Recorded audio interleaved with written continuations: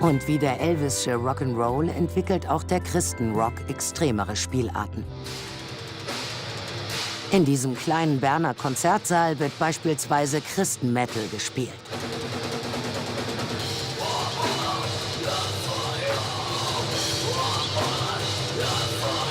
Jetzt ist es an der Religion, den Rock'n'Roll zu entweihen.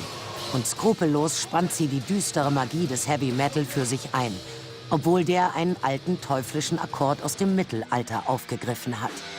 Den Tritonus.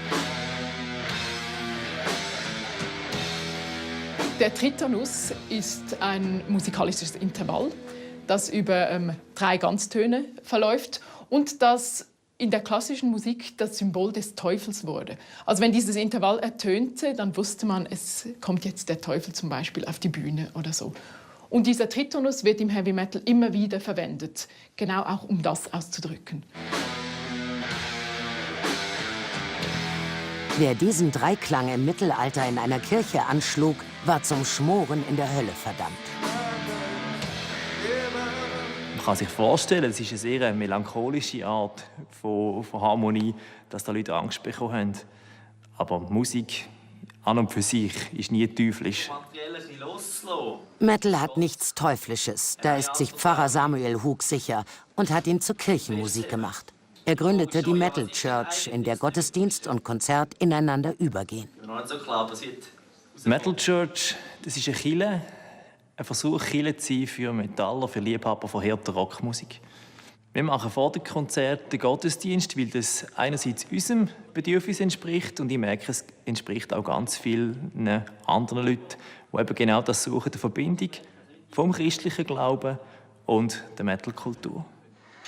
Vater im Himmel, lass uns glaubwürdige Adventsboten sein, die selber parat sind, auf dein Zurückkommen. In der Messe hat er das Brot genommen, hat danken dafür. Amen!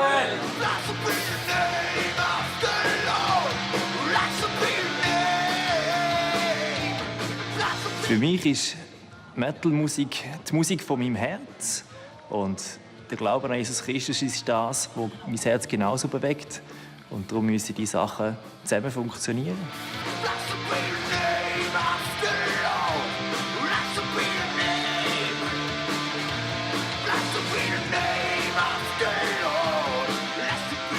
Beten mit E-Gitarren.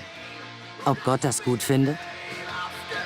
Ja, mit so lauter Musik kann man definitiv beten. Ich sehe das auch in den Psalmen im Alten Testament. Das sind Lieder, wo es ganz heftig zur Sache geht.